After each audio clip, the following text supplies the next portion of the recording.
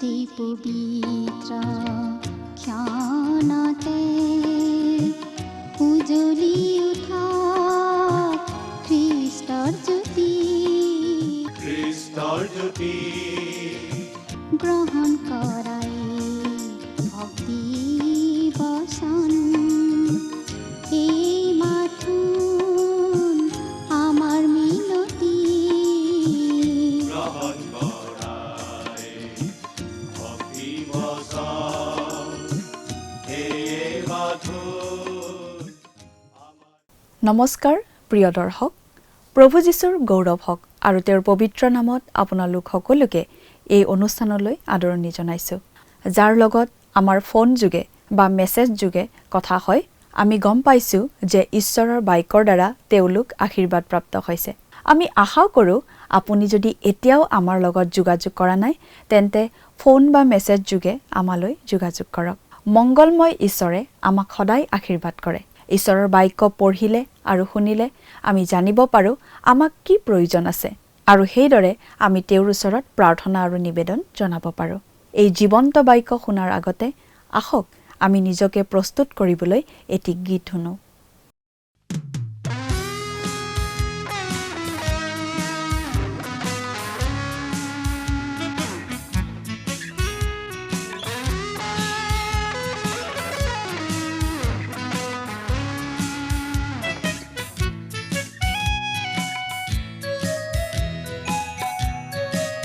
Jesus তোমাৰ অবিহনে আজি মোৰ এই জীৱন আৰু একো নিবিচাৰো। যিছু তোমাৰ অবিহনে আজি মোৰ এই জীৱন আৰু একো নিবিচাৰো।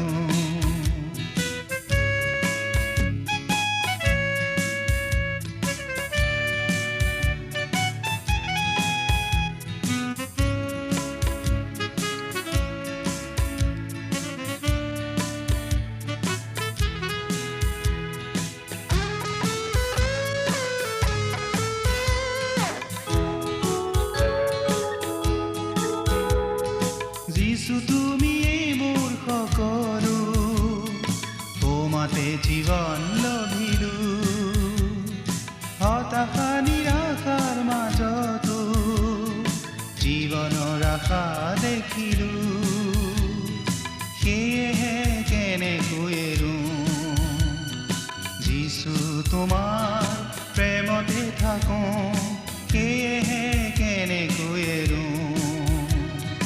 যিছু তোমাৰ প্ৰেমতে থাকো, যিছু তোমাৰ অবিহনে আজি মোৰ এই জীৱন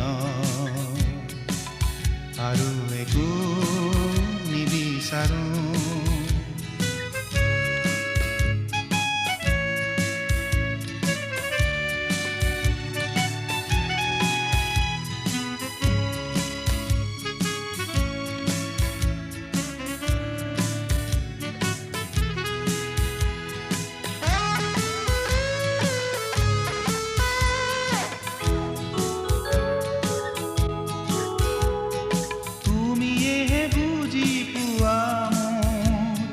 জীৱনৰ দুখ যাতনাবোৰ প্ৰতিদিনে বহন কৰা মোৰ অসহনীয় বুজাবোৰ, সেয়েহে কেনেকৈ এৰো, যিছু তোমাৰ। নমস্কাৰ। খ্ৰীষ্টীয় বিশ্বাসী ভাই ভনীসকললৈ বিশেষভাৱে প্ৰস্তুত কৰা আমাৰ এই বাইবেল অধ্যয়নৰ ধাৰাবাহিক অনুষ্ঠান ভক্তিবচনলৈ আপোনালোক সকলোকে উষ্ম আদৰণি জনাইছোঁ। প্ৰিয় দৰ্শক, আপুনি যদি আমাৰ আগৰটো অনুষ্ঠান চাইছিল, তেনেহ'লে আপোনাৰ নিশ্চয় মনত আছে যে আমাৰ আগৰটো অনুষ্ঠানত আমি বাইবেলৰ পুৰণি নিয়ম খণ্ডৰ দ্বিতীয়খন পুস্তক অৰ্থাৎ যাত্ৰা পুস্তক নম্বৰ পুস্তকখনৰ 2 নম্বৰ অধ্যায়ৰ ওপৰত ভিত্তি কৰি আলোচনা আগবঢ়াইছিলোঁ। আজিৰ অনুষ্ঠানত আমি যাত্ৰা পুস্তকৰ 3 নম্বৰ অধ্যায়ৰ একেবাৰে শেষৰটো পদলৈকে পঢ়ি তাৰ ভিত্তিত আগবঢ়োৱা আলোচনা শুনিবলৈ পাম। আমি দেখিলোঁ যে ফৰোনৰ ৰাজপ্ৰাসাদত ডাঙৰ দীঘল হোৱা মুচিয়ে নিজৰ ইছৰাইলীয় ভাইসকলক সহায় কৰিবলৈ বিচাৰিছিল আৰু ইছৰাইলী এজনক অত্যাচাৰ কৰাৰ বাবে মিছৰীয়া এজনক তেওঁ হত্যাও কৰে। কিন্তু দুজন ইছৰাইলীয়াৰ মাজৰ কাজিয়া মীমাংসা কৰিবলৈ চেষ্টা কৰোঁতে ইছৰাইলীয়া দুজনে তেওঁক ওলোটাই প্ৰশ্নহে কৰিলে, কোনে তেওঁক তেওঁলোকৰ ওপৰত বিচাৰকৰ্তা পাতিলে বুলি। আৰু তেওঁ সেই মিছৰীয়াজনক বধ কৰাৰ কথাটো উল্লেখ কৰাত মুচিয়ে ভয় খাই মিডিয়নলৈ পলাই গ'ল। তাতে চিপ্পুৰা নামৰ মিডিয়নীয়া ছোৱালী এগৰাকীক বিয়া কৰায় আৰু তাতে তেওঁৰ 2টি পুত্ৰ সন্তান জন্মিল। মিছৰত ইছৰাইল জাতিয়ে অতিশয় কষ্ট পাই ঈশ্বৰলৈ কাটাৰুক্তি কৰিলে আৰু ঈশ্বৰে ইছৰাইল জাতিক উদ্ধাৰ কৰিবলৈ আগবাঢ়িল। মুচিয়ে মিডিয়নত থকা 40 বছৰ হ'ল। মিছৰত তেওঁ লাভ কৰা স্কুলীয়া শিক্ষাবোৰ তেওঁক ইছৰাইলক মুক্ত কৰাৰ মহান কামৰ বাবে প্ৰস্তুত কৰিবৰ বাবে যথেষ্ট নাছিল। ঈশ্বৰে মুচিক মিডিয়নৰ অৰণ্যতেই 40 বছৰ ধৰি সাজু কৰাই আছিল এই মহৎ কামৰ বাবে। এতিয়া আমি বাইবেলৰ পৰা পাঠ কৰি দিম যাত্ৰা পুস্তক 3 নম্বৰ অধ্যায়ৰ 1 আৰু 2 নম্বৰ পদ। পাছে মুচিয়ে মিডিয়নীয়া পুৰোহিত জিথ্ৰো নামেৰে নিজ শহুৰেকৰ মেৰৰ জাক চৰাওঁতে এদিন তেওঁ অৰণ্যৰ পাছফালেদি মেৰ জাকক নি হোৰেব নামেৰে ঈশ্বৰৰ পৰ্বত পালেগৈ। তেতিয়া জিহুৱাৰ দূতে এটা জোপাৰ মাজৰ পৰা অগ্নিশিখাত তেওঁক দৰ্শন দিলে। তাতে তেওঁ চাই দেখিলে যে জোপাটোত জুই জ্বলিছে, তথাপি জোপাটো পুৰা নাই। মুচিয়ে দেখিলে জোপোহাটোত জুই জ্বলিছে, তথাপিও জোপোহাটো জ্বলি যোৱা নাই। এই আশ্চৰ্যকৰ দৃশ্যটো চাবলৈ মুচি কাষ চাপি গ'ল। বাইবেলৰ সত্যতাৰ অন্যতম প্ৰমাণ হৈছে ইছৰাইল জাতিৰ অস্তিত্ব। বহু বছৰ আগতে জাৰ্মানীৰ এজন সম্ৰাটে তেওঁৰ ধৰ্মগুৰুক সুধিছিল, বাইবেল ঈশ্বৰৰ বাক্য বুলি প্ৰমাণিত কৰা আটাইতকৈ ডাঙৰ প্ৰমাণটো কি? সেই প্ৰমাণটো মোৰ ৰাজ্যৰ ভিতৰতে আছে। ধৰ্মগুৰুজনে বিনা দ্বিধাই কৈছিল, যিহুদী জাতি মহাৰাজ, যিহুদী জাতিয়েই সেই প্ৰমাণ। যিহুদী জাতি হৈছে সেই জ্বলন্ত জোপোহা যি আজিও যিকোনো মানুহক চকু মেলি চাবলৈ বাধ্য কৰে। যিহুদী জাতিৰ যুগ যুগ ধৰি বৰ্তি থকা অস্তিত্ব এটা আশ্চৰ্যৰ বিষয়। মুচিৰ দিনৰ পৰা আজিলৈকে তেওঁলোক আছে। বহু জাতি আহিল আৰু গ'ল, আৰু যিহুদী জাতি সকলোৰে অন্ত্যেষ্টিক্ৰিয়াত উপস্থিত আছিল, আৰু তেওঁলোক আজিও আছে। ইছৰাইল জাতিয়ে ইজিপ্তৰ দাসত্বৰ পৰা আৰম্ভ কৰি আজিলৈকে শতাব্দীৰ পাছত শতাব্দী ধৰি নিৰ্যাতনৰ জুইত জ্বলিছে।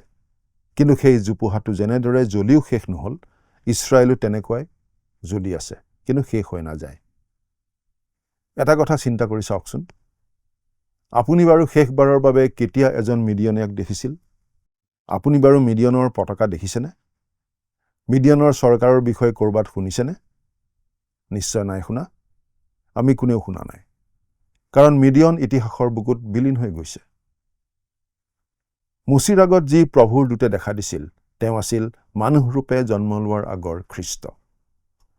কিছুমানে এই সিদ্ধান্তৰ বিষয়ে বিতৰ্ক কৰিব পাৰে, কিন্তু বহু বছৰ ঈশ্বৰৰ বাক্য অধ্যয়ন কৰাৰ পাছত এইটো আমাৰ দৃঢ় বিশ্বাস। এতিয়া আমি 3 পৰা 5 নম্বৰ পদলৈকে পঢ়ি দিম। তাতে মুচিয়ে ক'লে, জোপাটোনো কিয় পুৰা নাই? এই মহৎ দৰ্শন মই এফলীয়া হৈ গৈ চাওঁগৈচোন। কিন্তু চাবৰ নিমিত্তে তেওঁক যেতিয়া জিহুৱাই এফলীয়া হৈ যোৱা দেখিলে, তেতিয়া জোপাৰ মাজৰ পৰা ঈশ্বৰে তেওঁক মাতি ক'লে, হে মুচি, হে মুচি। তেওঁ ক'লে, চাওক, মই আছোঁ। পাছে জিহুৱাই ক'লে, ইয়ালৈ চাপি নাহিবা, তোমাৰ ভৰিৰ পৰা জোতা খুলুকোৱা, কিয়নো তুমি যি ঠাইত থিয় হৈ আছা সেয়ে পবিত্ৰ ভূমি। ঈশ্বৰে মুচিৰ আচৰণ শুদ্ধ কৰিব লগা হৈছিল। যদিও মুচি ফৰোনৰ ৰাজদৰবাৰত ডাঙৰ হৈছিল, তেওঁ পবিত্ৰ ঈশ্বৰৰ উপস্থিতিত জোতা খুলি থোৱাৰ প্ৰয়োজনীয়তা বুজি নাপালে। আৰু আজি বহু মানুহে ঈশ্বৰৰ সৈতে অতিমাত্ৰা পৰিচিত হৈ পৰি ঈশ্বৰৰ প্ৰতি জনাবলগীয়া শ্ৰদ্ধা দেখুৱাবলৈ পাহৰি যোৱাৰ ভয় থাকে। ঈশ্বৰে মুচিক পবিত্ৰতাৰ বিষয়ে এটা মহান পাঠ শিকাই আছে, আৰু এই পাঠ আমিও শিকিবলগীয়া পাঠ। 6 নম্বৰ পদটো পঢ়ি দিম। তেওঁ আৰু ক'লে, মই তোমাৰ ওপৰ পিতৃবিলাকৰ ঈশ্বৰ, অব্ৰাহাম, ইছাক আৰু জাকুবৰ ঈশ্বৰ। তাতে মুচিয়ে নিজ মুখ ঢাকিলে, কিয়নো তেওঁ ঈশ্বৰলৈ চাবলৈ ভয় কৰিলে। মুচিয়ে ঈশ্বৰলৈ চকু তুলি নাচালে। যদি তেওঁ চালেহেঁতেন, তেন্তে তেওঁ ঈশ্বৰক মানুহৰ ৰূপত আবৃত হৈ প্ৰকাশ পোৱা প্ৰভু যীশুখ্ৰীষ্টৰ মাজেৰে দেখিলেহেঁতেন। আজিও সেই কথা সত্য। কোনো মানুহে কেতিয়াও ঈশ্বৰক দেখা নাই। পিতৃৰ কোলাত থকা একমাত্ৰ পুত্ৰইহে তেওঁক প্ৰকাশ কৰিলে। যোহন 1 নম্বৰ অধ্যায়ৰ 18 নম্বৰ পদ। ঈশ্বৰক চোৱাৰ জনাৰ উপায় হিচাপেই প্ৰভু যীশুখ্ৰীষ্ট আমাৰ মাজলৈ আহিল। এতিয়া 7 আৰু 8 নম্বৰ পদ পাঠ কৰি দিম। পাছে জিহুৱাই ক'লে, মিছৰত থকা মোৰ প্ৰজাবিলাকৰ দুখলৈ মই নিশ্চয় দৃষ্টি কৰিছোঁ আৰু কাৰ্যাধ্যক্ষবিলাকৰ কাৰণে কৰা সিবিলাকৰ কাটৰুক্তি শুনিছোঁ, কিয়নো সিবিলাকৰ যাতনা মই জানিছোঁ। এতেকে মই সিবিলাকক মিছৰীয়াবিলাকৰ হাতৰ পৰা উদ্ধাৰ কৰিবলৈ আৰু সেই দেশৰ পৰা উলিয়াই গাখীৰ মৌজোল বৈ থকা এখন উত্তম আৰু বহল দেশলৈ কনানিয়া, হিত্তিয়া, ইমুৰিয়া, পৰিজ্জিয়া, হিব্বিয়া, জিবুচিয়া এইবিলাকৰ ঠাইলৈ নিবলৈ মই নামি আহিলোঁ। যেতিয়া ঈশ্বৰে উদ্ধাৰ কৰে, তেওঁ কেৱল কিবা এটাৰ পৰা উদ্ধাৰ কৰে নে নহয়, তেওঁ সদায় কিবা এটালৈ উদ্ধাৰ কৰে। আমি পাপৰ পৰা উদ্ধাৰ হৈ পবিত্ৰতা আৰু স্বৰ্গলৈ আহিছোঁ। ঈশ্বৰে আমাক ওপৰলৈ উঠাইছে আৰু খ্ৰীষ্টত আমাক এটা স্থান দিছে। যেতিয়া আজি আমি পৰিত্ৰাণ পাওঁ, আমি সম্পূৰ্ণৰূপে পৰিত্ৰাণ পাওঁ। আজি আমি যিমান পৰিত্ৰাণ পাওঁ, লাখ বছৰৰ পাছতো ঠিক তেনেকৈয়ে পৰিত্ৰাণ পোৱা হ'ম, কাৰণ আমি খ্ৰীষ্টৰ ভিতৰত থাকোঁ। আমাক আদমৰ পৰা উলিয়াই আনি খ্ৰীষ্টৰ ভিতৰত স্থাপন কৰা হৈছে। মৃত্যুৰ পৰা উলিয়াই আনি জীৱনত স্থাপন কৰা হৈছে। অন্ধকাৰৰ পৰা উলিয়াই আনি পোহৰত স্থাপন কৰা হৈছে। যদি আমি বিশ্বাস কৰোঁ, তেন্তে নৰকৰ পৰা উলিয়াই আনি আমাক স্বৰ্গত স্থাপন কৰা হৈছে। এইটোৱে পৰিত্ৰাণ, এটা অৱস্থাৰ পৰা উলিয়াই আন এটা পবিত্ৰ অৱস্থালৈ স্থাপন কৰা। ঈশ্বৰে কৈছিল, মই ইছৰাইলৰ সন্তানসকলক দাসত্বৰ পৰা উলিয়াই এখন ভাল দেশলৈ লৈ যাম। এইটো ঈশ্বৰৰ উদ্ধাৰ, এইটোৱেই মুক্তি, এইটোৱেই পৰিত্ৰাণ। এতিয়া আমি 9 নম্বৰ পদৰ পৰা 11 নম্বৰ পদলৈকে পঢ়ি দিম। তাতে মুচিয়ে ঈশ্বৰক ক'লে, মইনো কোন যে ফৰোনৰ ওচৰলৈ গৈ ইছৰাইলৰ সন্তানবিলাকক মিছৰৰ পৰা উলিয়াই আনিম? পাছে তেওঁ ক'লে, মই অৱশ্যে তোমাৰ সংগী হ'ম, আৰু ময়েই যে তোমাক পঠালোঁ, ইয়াৰ চিন তোমালৈ এয়ে হ'ব যে তুমি মিছৰৰ পৰা লোকবিলাকক উলিয়াই আনিলে তোমালোকে এই পৰ্বততে ঈশ্বৰৰ ভজনা কৰিবা। এতিয়া চোৱা, ইছৰাইলৰ সন্তানবিলাকৰ কাটৰুক্তি মোৰ ওচৰলৈ আহিল, আৰু মিছৰীয়াবিলাকে সিবিলাকক যি উপদ্ৰৱেৰে উপদ্ৰৱ কৰিছে তাকো মই দেখিছোঁ। এই হেতুকে এতিয়া আহা, মোৰ প্ৰজা ইছৰাইলৰ সন্তানবিলাকক মিছৰৰ পৰা উলিয়াই আনিবলৈ মই তোমাক ফৰোনৰ ওচৰলৈ পঠাওঁ। তাতে মুচিয়ে ঈশ্বৰক ক'লে, মইনো কোন যে ফৰোনৰ ওচৰলৈ গৈ ইছৰাইলৰ সন্তানবিলাকক মিছৰৰ পৰা উলিয়াই আনিম? আজি আমি মুচিৰ এই কথাটো মন কৰা উচিত। ইয়াৰ 40 বছৰ আগতে তেওঁ ইছৰাইলক উদ্ধাৰ কৰিবলৈ সাজু আছিল। তেওঁ আত্মবিশ্বাসী আছিল আৰু লগতে কেতিয়াবা অহংকাৰীও আছিল। তেওঁ এজন মিছৰীয়াক হত্যা কৰি নিজৰ এজন ভাইক নিৰ্যাতনৰ পৰা উদ্ধাৰ কৰিছিল, কাৰণ তেওঁ ভাবিছিল তেওঁ কৰা এই কাম মানুহে বুজি পাব। তেওঁ ভাবিছিল তেওঁ অকলেই ইছৰাইলক উদ্ধাৰ কৰিব পাৰিব, কিন্তু পাছত তেওঁ বুজি পাইছিল যে তেওঁ সেই কাম অকলে কৰিব নোৱাৰে। ঈশ্বৰে তেওঁক সেই মিডিয়নৰ অৰণ্যলৈ নি তাত বিশেষ প্ৰশিক্ষণ দিছিল। সেই প্ৰশিক্ষণে তেওঁক সেই দায়িত্বৰ বাবে উপযুক্ত কৰি তুলিছিল। তেওঁ শিকিলে তেওঁ আচলতে কিমান দুৰ্বল। তেওঁ শিকিলে তেওঁ অকলে ইছৰাইলক উদ্ধাৰ কৰিব নোৱাৰে। এতিয়া মুচিয়ে ঈশ্বৰক কৈছে, মইনো কোন? আপুনি মোক যি কৰিবলৈ কৈছে সেইটো মই কৰিব নোৱাৰোঁ। প্ৰিয় দৰ্শক, এই উপলব্ধি হোৱা মুচিক এতিয়া ঈশ্বৰে ব্যৱহাৰ কৰিব পাৰে। এইটোৱে ঈশ্বৰৰ পদ্ধতি। নিজৰ লোকসকলক তেওঁ এনেদৰেই প্ৰশিক্ষণ দিয়ে। সৰু অৱস্থাতে গলিয়াথ নামৰ দৈত্যাকাই শত্ৰুজনক হত্যা কৰা দায়ুদে চৌল ৰজাৰ ভয়ত হাবিয়ে বননিয়ে পাহাৰে পৰ্বতে পলাই ফুৰি গুহা আদিত লুকাই থাকিব লগা হৈছিল। তেনেদৰে তেওঁ বুজি পাইছিল তেওঁ কিমান দুৰ্বল। একমাত্ৰ ঈশ্বৰত আশ্ৰয় লোৱাৰ বাহিৰে আন উপায় নাই। আৰু তেনে অভিজ্ঞতা হোৱাৰ পিছতেই ঈশ্বৰে তেওঁক ইছৰাইলৰ ৰজা পাতিলে। ইলিয়া ভৱবাদীয়ে সাহসেৰে আহাব আৰু ইজেবলৰ ৰাজদৰবাৰত সোমাই কৈছিল, এই বছৰবোৰত বৰষুণ বা হিম নপৰিব, মোৰ বাক্য অনুসাৰেই হ'ব। প্ৰথম ৰাজাৱলী 17 নম্বৰ অধ্যায়ৰ 1 নম্বৰ পদ। কিন্তু এলিয়া বাহিৰত যিমান সাহসী দেখা গৈছিল, ভিতৰত তেনেকুৱা নাছিল। ঈশ্বৰে তেওঁক অৰণ্যলৈ লৈ গৈছিল। সেয়া হৈছে তেওঁৰ লোকসকলক প্ৰশিক্ষণ দিয়াৰ ঠাই। এলিয়াই তাত এটা জুৰিৰ পৰা পানী খাইছিল। খৰাং আহিল, জুৰিও শুকাই গ'ল। তেওঁ জুৰিটোৰ পানী দিনক দিনে কমি যোৱা চাই কৈছিল, মোৰ জীৱনটো শুকাই যোৱা জুৰিটোৰ নিচিনা। তেওঁ ঠিকেই কৈছিল। তাৰ পাছত এলিয়াই আটাৰ খালী পাত্ৰ এটাৰ পৰা ভোজন কৰি আৰু কিছুদিন পাৰ কৰিলে। তেওঁ বুজি পালে যে তেওঁ একোৱেই নহয়। ঈশ্বৰহে সকলো। যেতিয়া এলিয়াৰ এই অনুভৱ হ'ল, তেতিয়া ঈশ্বৰে এলিয়াক পঠালে বাল দেৱতাৰ ভাৱবাদীবোৰৰ মুখামুখি হ'বলৈ আৰু আকাশৰ পৰা জুই নমাই আনিবলৈ। পৌলে এই কথাখিনি এনেদৰে কৈছে। 2 কৰিন্থিয়া 12 নম্বৰ অধ্যায়ৰ 10 নম্বৰ পদ পাঠ কৰি দিম। এই হেতুকে খ্ৰীষ্টৰ নিমিত্তে মই দুৰ্বলতা, অপমান, দৰিদ্ৰতা, তাৰণা, সংকট এইবোৰত সন্তুষ্ট হওঁ, কিয়নো যেতিয়া মই দুৰ্বল তেতিয়াই বলৱান। এইটো নিশ্চয় এক বিপৰীত ধৰণৰ কথা, কিন্তু ঈশ্বৰে মুচিক এইটোৱেই শিকাই আছিল। যেতিয়া মুচিয়ে বুজি পাইছিল যে তেওঁ ইছৰাইলক উদ্ধাৰ কৰিব নোৱাৰে, কিন্তু ঈশ্বৰেহে তেওঁৰ জৰিয়তে সেই কাম কৰিব পাৰে, তেতিয়াই ঈশ্বৰে তেওঁক ব্যৱহাৰ কৰিবলৈ সাজু হৈছিল। আজিও বহুতকে ঈশ্বৰে ব্যৱহাৰ নকৰে, কাৰণ আমি অত্যধিক শক্তিশালী হৈ পৰিছোঁ। আমি এই কথাটো ভাবি চোৱা উচিত। যেতিয়ালৈ আমি নিজকে যথেষ্ট শক্তিশালী বুলি ভাবি থাকোঁ, তেতিয়ালৈকে ঈশ্বৰে আমাক ব্যৱহাৰ কৰিব নোৱাৰে। দুৰ্বলতাৰ মাজতেই আমি শক্তিশালী হৈ উঠোঁ।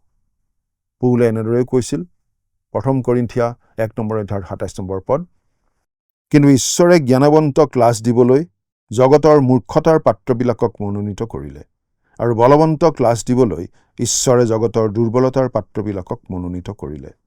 মুচি আৰু পৌল দুয়ো বুজি পাইছিল যে ঈশ্বৰে তেওঁলোকৰ জৰিয়তে কাম কৰিব পাৰে যেতিয়া তেওঁলোক দুৰ্বল। ঈশ্বৰে দুৰ্বল পাত্ৰৰ জৰিয়তে কিমান যে আশ্চৰ্যজনকভাৱে কাম কৰিব পাৰে, সেইটো সঁচাকৈয়ে বিস্ময়কৰ কথা। এতিয়া আমি 12 আৰু 13 নম্বৰ এই পদ দুটা পাঠ কৰি দিম। পাছে তেওঁ ক'লে, মই অৱশ্যে তোমাৰ সংগী হ'ম, আৰু ময়েই যে তোমাক পঠালোঁ, ইয়াৰ চিন তোমালৈ এয়ে হ'ব যে তুমি মিছৰৰ পৰা লোকবিলাকক উলিয়াই আনিলে তোমালোকে এই পৰ্বততে ঈশ্বৰৰ ভজনা কৰিবা। পাছে মুচিয়ে ঈশ্বৰক ক'লে, চাওক, মই ইছৰাইলৰ সন্তানবিলাকৰ ওচৰলৈ গৈ সিবিলাকক যেতিয়া এই কথা ক'ম যে তোমালোকৰ ওপৰ পিতৃবিলাকৰ ঈশ্বৰে মোক তোমালোকৰ ওচৰলৈ পঠালে, তেতিয়া সিবিলাকে তেওঁৰ নাম কি বুলি যদি সোধে, তেন্তে মই সিবিলাকক কি উত্তৰ দিম? মুচিয়ে যি প্ৰশ্ন কৰিছিল সেইটো এক স্বাভাৱিক প্ৰশ্ন। নিশ্চিতভাৱে কেতিয়াবা আমি সকলোৱে এই একে প্ৰশ্ন হয়তো কৰিছোঁ। মুচিয়ে ভয় কৰি আছিল যে ইছৰাইলৰ সন্তানসকলে তেওঁক গ্ৰহণ নকৰিব। ঈশ্বৰৰ বিষয়ে তেওঁলোকক কেনেদৰে বুজাব তেওঁ জনা নাছিল। তেওঁ জনা নাছিল কেনেদৰে তেওঁ ইছৰাইলীসকলক ঈশ্বৰৰ এই পৰ্বতলৈ লৈ যাব। এইবোৰে আছিল মুচিয়ে মুখামুখি হোৱা সমস্যাবোৰ। ঈশ্বৰে তেওঁক কেনেদৰে উত্তৰ দিলে চাওকচোন। 14 নম্বৰ পদ, তেতিয়া ঈশ্বৰে মুচিক ক'লে, মই যি আছোঁ সেয়ে আছোঁ। তেওঁ আৰু ক'লে, ইছৰাইলৰ সন্তানবিলাকক এইদৰে ক'বা, আছোঁ জনাই মোক তোমালোকৰ ওচৰলৈ পঠালে। মই আছোঁ। এই নামটোত নিঃসন্দেহে বহু গভীৰ অৰ্থ নিহিত হৈ আছে, যি এতিয়ালৈকে সম্পূৰ্ণৰূপে প্ৰকাশ পোৱা নাই। তথাপিও কিছুমান মুখ্য বিষয় মনত ৰাখিবলৈ এই নামটো যথেষ্ট গুৰুত্বপূৰ্ণ। মই আছোঁ এই নামটোৰ মূল ইব্ৰী শব্দটো এটা 4টা আখৰৰ শব্দ, যাক টেট্ৰাগ্ৰাম বুলি কোৱা হয়। ইংৰাজীত আমি ইয়াক জিহোৱা বুলি অনুবাদ কৰোঁ, আৰু কেতিয়াবা কেতিয়াবা ইয়াহৱে হিচাপে অনুবাদ কৰা হয়। এই নামটো ইছৰাইলৰ সন্তানসকলৰ বাবে পবিত্ৰ আৰু অলংঘনীয় হৈ পৰিছিল, যাৰ ফলত তেওঁলোকে ইয়াৰ উচ্চাৰণো পাহৰি গ'ল। তেওঁলোকে এই নাম ব্যৱহাৰ কৰিবলৈ এৰি দিছিল, যাতে ভুল উচ্চাৰণ কৰি ঈশ্বৰক অসন্মান কৰা নহয়। তেতিয়া প্ৰশ্ন উঠে, ঠিক নামটো কোনটো, জিহোৱা নে ইয়াহৱে? উত্তৰ কোনেও সঠিকভাৱে নাজানে। কিন্তু মই আছোঁ এই জনা ঈশ্বৰকেই বুজায়। আদি পুস্তকত ঈশ্বৰ হৈছে সৃষ্টিকৰ্তা। তেওঁ ইলোহিম, মহান ঈশ্বৰ, স্বয়ং অস্তিত্বশীল, যিজনাই ক'ব পাৰে, মই যি সেয়েই, I am who I am. এই ঈশ্বৰেই মুচিক পঠিয়াইছে ইছৰাইলৰ সন্তানসকলক মুক্ত কৰাৰ বাবে। গীতমালা 135 নম্বৰ গীতৰ 13 নম্বৰ পদত এনেদৰে কোৱা হৈছে, হে জিহোৱা, তোমাৰ নাম অনন্ত কাললৈকে থাকে। হে জিহোৱা, তোমাৰ সোঁৱৰণ পুৰুষানুক্ৰমে থাকে। এই পদত প্ৰভু শব্দটো মই যি সেয়েই বুলি অনুবাদ কৰিব পাৰি। এই নামটোৱে এটা গভীৰ সত্য প্ৰকাশ কৰে। ঈশ্বৰ আছে, তেওঁ চিৰন্তন, স্বয়ং অস্তিত্বশীল আৰু সকলো সময়তে উপস্থিত। আদি পুস্তক 50 নম্বৰ অধ্যায়ৰ 25 নম্বৰ পদত যোছেফৰ প্ৰতিজ্ঞাৰ বিষয়ে আমি এনেদৰে পঢ়িবলৈ পাওঁ, পাছে যোছেফে ইছৰাইলৰ সন্তানবিলাকক শপত কৰাই ক'লে, ঈশ্বৰে অৱশ্যে তোমালোকলৈ দৃষ্টি কৰিব, তেতিয়া তোমালোকে ইয়াৰ পৰা মোৰ অস্থি লৈ যাবা। সেই প্ৰতিজ্ঞা পূৰণৰ সময় আহি উপস্থিত হ'ল। এতিয়া আমি 3 নম্বৰ অধ্যায়ৰ 15 নম্বৰ পদটো পঢ়ি দিম। ঈশ্বৰে পুনৰাই মুচিক ক'লে, তুমি ইছৰাইলৰ সন্তানবিলাকক এইদৰে ক'বা যে তোমালোকৰ ওপৰ পিতৃবিলাকৰ ঈশ্বৰ অব্ৰাহাম, ইছাক আৰু জাকুবৰ ঈশ্বৰ জিহুৱাই মোক তোমালোকৰ ওচৰলৈ পঠালে। এয়ে মোৰ চিৰকালৰ নাম আৰু ইয়াৰ দ্বাৰাই পুৰুষানুক্ৰমে সেই সোঁৱৰণীয় হ'ম। ঈশ্বৰে আগতে অব্ৰাহাম, ইছাক আৰু জাকুবৰ আগত প্ৰকাশিত হৈছিল। সেই একে ঈশ্বৰে এতিয়া মুচিক ইছৰাইলৰ সন্তানসকলৰ ওচৰলৈ পঠাইছে। তেওঁ যি পদ্ধতি অনুসৰণ কৰিব তাৰ বিৱৰণ পৰৱৰ্তী পদসমূহত দিয়া হৈছে। 16 পৰা 20 নম্বৰ পদলৈকে একেলগে পাঠ কৰি দিম। তুমি গৈ ইছৰাইলৰ বৃদ্ধ লোকবিলাকক গোটাই সিবিলাকৰ আগত এই কথা ক'বা যে তোমালোকৰ ওপৰ পিতৃবিলাকৰ ঈশ্বৰে অব্ৰাহাম, ইছাক আৰু জাকুবৰ ঈশ্বৰ জিহুৱাই মোক দৰ্শন দি ক'লে, মই তোমালোকৰ বুজ বিচাৰ ল'লোঁ আৰু মিছৰত তোমালোকলৈ যি যি কৰা হৈছে তালৈ দৃষ্টি কৰিলোঁ। এই হেতুকে মই ক'লোঁ, মিছৰ দেশত পোৱা দুখৰ পৰা তোমালোকক উদ্ধাৰ কৰি কনানিয়া, হিত্তিয়া, ইমুৰিয়া, পৰিজ্জিয়া, হিব্বিয়া আৰু জিবুচিয়াবিলাকৰ দেশলৈ, গাখীৰ মৌজোল বৈ থকা দেশলৈ মই তোমালোকক লৈ যাম। তাতে সিবিলাকে তোমাৰ কথা শুনিব। তেতিয়া তুমি আৰু ইছৰাইলৰ বৃদ্ধ লোকবিলাকে মিছৰৰ ৰজাৰ ওচৰলৈ গৈ তেওঁক এই কথা ক'বা যে ইব্ৰিয়াবিলাকৰ ঈশ্বৰ জিহুৱা আমাৰ আগত সাক্ষাৎ হ'ল। এই হেতুকে বিনয় কৰোঁ, আমাৰ ঈশ্বৰ জিহুৱাৰ উদ্দেশ্যে বলিদান কৰিবৰ নিমিত্তে আমাক 3 দিনৰ বাট অৰণ্যৰ ভিতৰলৈ যাবলৈ আজ্ঞা দিয়ক। কিন্তু মই জানো মিছৰৰ ৰজাই তোমালোকক যাবলৈ নিদিব, বাহুবল দেখুৱালেও নিদিব। পাছে মই নিজ হাত মেলি দেশৰ মাজত মোৰ কৰিবলগীয়া সকলো আচৰিত কৰ্মেৰে মিছৰ দেশক আঘাত কৰিম, তেতিয়াহে তেওঁ তোমালোকক এৰি দিব। ঈশ্বৰে মুচিক ইতিমধ্যে তেওঁৰ কাৰ্যসূচী আৰু অনুসৰণ কৰিবলগীয়া পথৰ নিৰ্দেশ দিছে। মুচিয়ে ইছৰাইলৰ বৃদ্ধসকলক ঈশ্বৰৰ মুক্তিৰ পৰিকল্পনাৰ বিষয়ে অৱগত কৰিব লাগিব। তাৰ পাছত তেওঁ আৰু বৃদ্ধসকলে ফৰোনৰ ওচৰলৈ গৈ গোটেই জাতিটোক 3 দিনীয়া অৰণ্য যাত্ৰাৰ বাবে অনুমতি দিবলৈ অনুৰোধ জনাব, যাতে তেওঁলোকে নিজৰ ঈশ্বৰলৈ বুলি বলি আগবঢ়াব পাৰে। এই অনুৰোধৰ উদ্দেশ্য আছিল ইছৰাইলৰ মুক্তিৰ অভিপ্ৰায়টো ফৰোনৰ আগত লাহে লাহে প্ৰকাশ কৰা। আমি এই দেশ এৰি চিৰদিনৰ বাবে কনান দেশলৈ উভতি যাম, এই বুলি চিধা চিধিকৈ ক'বলৈ নহয়। যিজনে ঈশ্বৰে আগতে অব্ৰাহাম, ইছাক আৰু জাকুবৰ আগত প্ৰতিশ্ৰুতি দিছিল, সেই একেজনা ঈশ্বৰে এতিয়া মুচিক পঠাইছে তেওঁলোকক দাসত্বৰ বন্ধনৰ পৰা মুক্ত কৰি গাখীৰ আৰু মৌজোল বৈ যোৱা দেশলৈ লৈ যাবলৈ। যদিও ঈশ্বৰে জানে যে ফৰোনে সহজে অনুমতি নিদিব, তথাপিও তেওঁ নিজৰ অলৌকিক কাৰ্যৰ দ্বাৰা মিছৰক আঘাত কৰি ইছৰাইলক মুক্ত কৰিব। ঈশ্বৰে মুচিক স্পষ্টকৈ জনাইছে, ফৰোনে ইছৰাইলক যাবলৈ অনুমতি নিদিব। এই অস্বীকৃতিৰ ফলত মিছৰৰ দেৱ দেৱীৰ বিৰুদ্ধে ঈশ্বৰৰ এক অলৌকিক অভিযান আৰম্ভ হ'ব। এই অভিযানৰ সময়ত ঈশ্বৰে তেওঁৰ মহিমাময় আশ্চৰ্যসমূহ দেখুৱাব। তথাপিও ফৰোনে নিজৰ মনৰ কঠোৰতা বজাই ৰাখিব। তাৰ পাছত ঈশ্বৰে তেওঁলোকলৈ বিপদ আৰু মহামাৰী পঠিয়াব, যিয়ে ফৰোনক বাধ্য কৰিব। তেওঁ নিজৰ মন পৰিৱৰ্তন কৰি ইছৰাইলক যাবলৈ এৰি দিব। ঈশ্বৰৰ মুক্তিৰ পৰিকল্পনা সুস্পষ্ট আৰু তেওঁ ইছৰাইলক মুক্ত কৰিবই। তেওঁ নিজৰ জাতিক দাসত্বৰ পৰা মুক্ত কৰি গাখীৰ আৰু মৌজোল বৈ যোৱা দেশলৈ লৈ যাব, যি হ'ব তেওঁৰ প্ৰতিশ্ৰুতিৰ পূৰ্ণতা। এতিয়া আমি 21 আৰু 22 নম্বৰ এই পদ দুটা পঢ়ি দিম। আৰু মই মিছৰীয়াবিলাকৰ পৰা সেই লোকবিলাকক অনুগ্ৰহ প্ৰাপ্ত কৰিম। তাতে তোমালোকে যোৱা কালত সুদা হাতে যাবলৈ নেপাবা, কিন্তু প্ৰতিজনী তিৰোতাই নিজ নিজ ওচৰ চুবুৰীয়ানীৰ আৰু নিজ ঘৰত প্ৰবাসী হৈ থকা তিৰোতাৰ পৰাও ৰূপ আৰু সোণৰ অলংকাৰ আৰু বস্ত্ৰ খুজি ল'ব। আৰু তোমালোকে সেইবোৰ নিজ নিজ ল'ৰা ছোৱালীৰ গাত পিন্ধাবা। এইদৰে তোমালোকে মিছৰীয়াবিলাকক লুট কৰা যেন কৰিবা। এই বিচৰা বা ধাৰ লোৱা শব্দটো চুৰি কৰা অৰ্থত নহয়, বৰং বহু শতাব্দী ধৰি কৰি অহা উভৈতনিক দাসত্বৰ প্ৰতিপূৰণ হিচাপেহে তেওঁলোকে তেনেদৰে খুজি ল'ব। ইছৰাইলবাসীয়ে মিছৰত দাসৰ দৰে কঠোৰ পৰিশ্ৰম কৰিছিল, কিন্তু কোনোদিনে তেওঁলোকে বেতন পোৱা নাছিল। এতিয়া ঈশ্বৰে তেওঁলোকক আদেশ দিছে নিজৰ ন্যায্য মজুৰি সংগ্ৰহ কৰিবলৈ। এই পদসমূহত ঈশ্বৰৰ ন্যায়বোধ আৰু জাতিৰ প্ৰতি মৰম স্পষ্ট। তেওঁ নিশ্চিত কৰিছে তেওঁলোক মিছৰৰ পৰা পূৰ্ণ ক্ষতিপূৰণসহ বাহিৰ হ'ব। ঈশ্বৰে নিজৰ জাতিক কেৱল মুক্তিয়েই নিদিয়ে, তেওঁ সন্মান, ধন আৰু ন্যায়ৰ সৈতে তেওঁলোকক আগবঢ়াই নিয়ে। সামৰণিত দুটামান কথা আকৌ মনত পেলাই ল'ব খুজিছোঁ। ইমান দিনে মুচিয়ে নিজৰ প্ৰচেষ্টাৰ ইছৰাইলৰ লোকক সহায় কৰিবলৈ চেষ্টা কৰি আহিছিল, কিন্তু যেতিয়া ঈশ্বৰে তেওঁক মিছৰলৈ গৈ ফৰোন ৰজাৰ আগত থিয় হৈ ইছৰাইল জাতিক এৰি দিবলৈ ক'বলৈ ক'লে, তেতিয়া মুচিয়ে আপত্তি দৰ্শাই কৈছিল, এনে কাম কৰিবলৈ মইনো কোন? আপুনি কৰিবলৈ দিয়া ইমান ডাঙৰ কামটো মই কেনেকৈ কৰিম? অৱশেষত মুচিয়ে নিজৰ অসমৰ্থতা বুজি পোৱা আমি দেখিবলৈ পাইছোঁ। সেয়েহে এতিয়া ঈশ্বৰে তেওঁক ব্যৱহাৰ কৰিব আৰু মুচি ঈশ্বৰৰ হাতৰ এটি সঁজুলি মাত্ৰ হ'ব। যি কৰিব মুচিৰ যোগেৰে ঈশ্বৰেই কৰিব। আজিও ঈশ্বৰে তেওঁৰ প্ৰতি বাধ্যজনৰ যোগেৰে কাম কৰি থাকে। পৰৱৰ্তী অনুষ্ঠানত আপোনালোকক পুনৰ লগ পোৱাৰ আশাৰে আজিলৈ ইমানতে সামৰণি মাৰিব খুজিছোঁ। আহকচোন সামৰণিত পৰম পিতা পৰমেশ্বৰৰ ওচৰত খন্তেক মূৰ্ণত কৰোঁ হওক।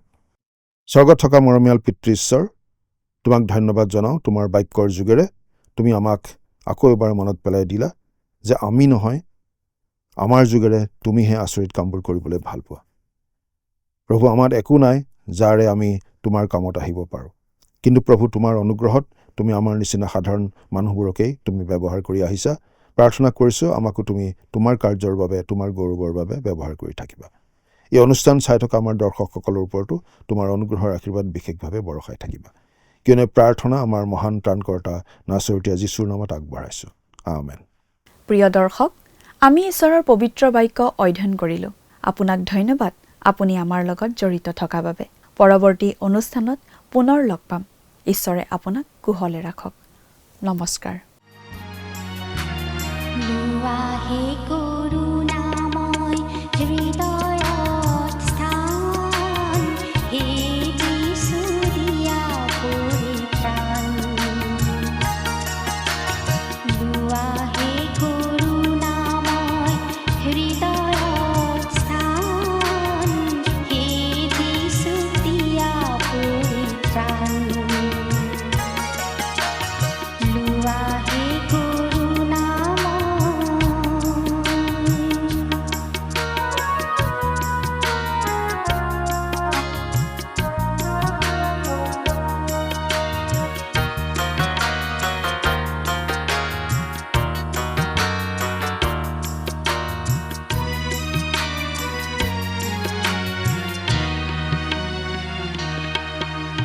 জগতে বখানে প্ৰভু তুমি দুখহাৰী, তুমি হে মুচিব পাৰা সকলো দুধাৰী।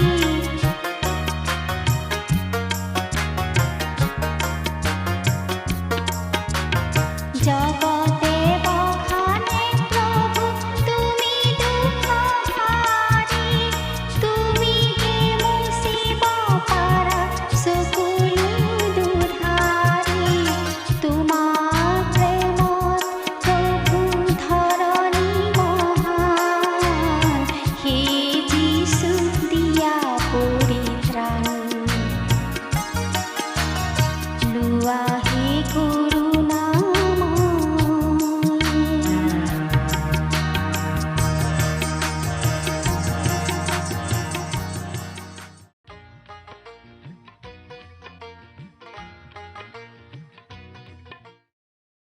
যোৱা অনুষ্ঠানত প্ৰচাৰিত প্ৰশ্নটিৰ শুদ্ধ উত্তৰ হৈছে অপশ্যন বি মুচি। আজিৰ অনুষ্ঠানৰ আধাৰিত প্ৰশ্নটি হৈছে মিডিয়নত মুচিয়ে কিমান বছৰ কাল আছিল? অপশ্যন এ 30 বছৰ, অপশ্যন বি 20 বছৰ, অপশ্যন চি 10 বছৰ, অপশ্যন ডি 40 বছৰ। প্ৰিয় দৰ্শক, আজিৰ প্ৰশ্নৰ সঠিক উত্তৰটো আজি সন্ধিয়া 6 বজাৰ আগেয়ে আপোনাৰ নাম আৰু ঠিকনাৰে সৈতে আমালৈ 7429840242 নম্বৰত SMS নাইবা হোৱাটছআপৰ যোগে প্ৰেৰণ কৰক। প্ৰিয় দৰ্শক, আপুনি যদি আমাৰ এই অনুষ্ঠানৰ যোগেদি আশীৰ্বাদপ্ৰাপ্ত হৈছে আৰু আমাৰ লগত কথা পাতিবলৈ বিচাৰিছে বা আপোনাক প্ৰাৰ্থনাৰ সহায়ো পৰামৰ্শ লাগে, তেন্তে আমালৈ 7429840242 এই নম্বৰত পোনপটীয়াকৈ ফোন কৰিব পাৰিব। ধন্যবাদ।